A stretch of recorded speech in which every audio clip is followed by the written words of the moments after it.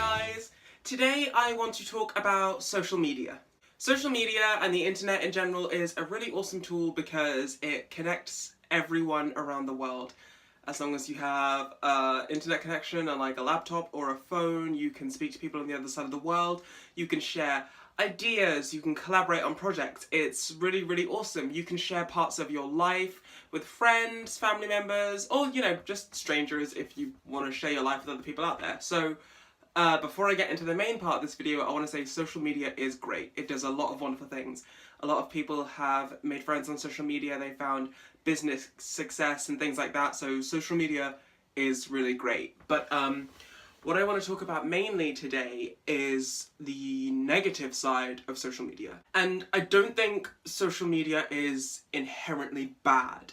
I just think it's our attitudes around social media that can kind of veer towards the negative a little bit. And I am someone who is really obsessed and addicted to social media, and I've known that it's been a bit of a problem in my life, and so I just wanted to expand upon the kind of pitfalls that social media kind of offers up. So mainly today I'm talking about the issue of comparison.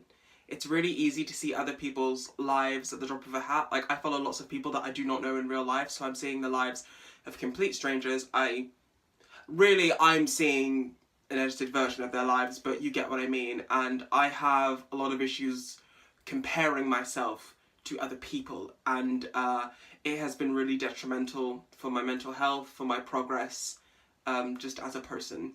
The first thing that I want to say is not to compare your level 1 to somebody's level 100. I follow a lot of fitness people on social media, and they all look great. They've got amazing bodies, they're always working out in the gym, they're kicking ass, they've got the nutrition and everything down. And I'll often look at them and say to myself, why don't I look like that? I try really hard. Why don't I look like that? Why don't clothes fit me like that? Why don't I have that energy that they have? But I have to remember that I'm someone who is very relatively new to the idea of fitness and working out and all of that, and these people that I'm looking at, they're not new to this. This is their bread and butter. They've been doing this for a long time. So I'm comparing me at level 1 to them at level 100 and saying, why don't I look like that? And I know a lot of us do that, not just with fitness stuff. It could be that you're working in a certain industry and you're trying really hard to get to the next level, and you're seeing these other people on social media who are already at that level, and you think, why aren't I there yet? It's not fair. Why am I not there? One thing you have to remember is, like I said, these people have been doing this for such a long time. They've been working and grafting and da-da-da-da-da-da-da. So you're seeing them at their highest. You're not seeing all of the stuff that they had to do to get to that point. So I just think it's really good to remember, you know, look at this person and think they're doing really good for themselves, they're doing well for themselves. Doesn't mean I'm any less because I'm not there yet. I'm down here, I'm not up here yet, and I'm seeing them up here. And I'm kind of assuming that they just started here, when in reality that doesn't really happen in any kind of thing you're trying to do in life. You don't usually start out at the top. I mean, there are some instances, you know, if people are born into money, wealth and access, but a lot of the people we're seeing on social media often aren't born into these things. It's just that they're now at that higher level, so obviously they're posting that because they're proud of that. And we have to remind ourselves, just because we're not at that level yet and they are, doesn't mean that we're any lesser, doesn't mean that we're not going to get there. The second thing I want to say is, a lot of what you see on social media is not real. That's like just the case. A lot of people are using Facetune and like body tuning apps to change the way their faces and bodies look. A lot of the people in these pictures don't even look like that themselves. Without the help of editing programs, they would not look like that on their pictures whatsoever. And if you are someone who uses Facetune and like the body tuning apps, that's totally fine. You can do whatever you want. Like, I cannot tell you what to do. I just personally prefer it, if someone is gonna use Facetune, that they put on their pictures, you know, hashtag Facetune, or I used Facetune to do this. Because I'm the kind of person where I don't really like using Facetune for myself, but if I was ever going to use it, I would definitely put out there, by the way, this is like not what I look like. You know, I'm using an app to look like this. And yes, I edit the pictures that I put on my second Instagram account that's more for like fashion and beauty, but that is more about just changing up lighting, things like that. Like if you click over to my personal Instagram account, I don't really edit anything. And then if you watch these videos, I always make sure that in these videos I am just, you know, in my casual clothes, not wearing a lot of makeup, just to be like, hey, if you've seen my fashion stuff and you think, wow, he has really good skin, or their makeup's really great, understand that, you know, that's like lighting and tricks like that. And also, expanding on this even further, in the case of celebrities, that one's a real doozy. Comparing yourself to celebrities on social media is painful. Because as well as having just like the basic apps that we all have to do editing to our photos, they've also got like Photoshop. And then in the real world, they often have personal trainers, professional chefs. Some people do lots of surgery to change their bodies. So you have to remember that what you're looking at is not completely real. You can't compare yourself to this image that is not real, because you're never gonna get there. You're never gonna look like that naturally. You'll only look like that if you use all of these apps. And if you want to use these apps, again, totally fine. You're a grown-up, you can choose to do whatever the hell you want. I just think it's best to have a disclaimer and say, hey, just so you know, I don't actually look like this. I did X, Y, and Z to get here. So yeah, like, a lot of the stuff you're seeing is not real at all. Please don't feel that you have to, like, match up to this image that you're seeing, because it's not real. The third thing I want to say is that, and I think I mentioned this kind of lightly before, social media is just a snapshot.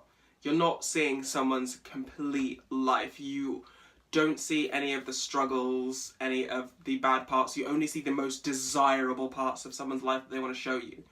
Again, just linking it back to myself, if you look at my social media, you would think that I spend all of my time working on projects, going shopping, going out to meals with friends and family, and that's not the case at all. Those are just the parts of my life that are fun and are nice, and I think, oh, I want to share this moment. You don't see when I'm going through it really bad with depression, anxiety, paranoia. You don't see when I am dealing with all of the hard stuff in my life, because one, I don't want to share that because it's very personal to me, but also I often don't share those things because I'm not sure if they're going to help people. I share the fun things so that people can look at the fun things I'm doing and maybe have a bit of a smile that day, but I don't always share the negative things. So understand you're only seeing a snapshot of someone's life. Don't think that your life has to be perfect because the lives of people that you're following on social media look perfect, because, like, trust and believe, their lives often are not perfect.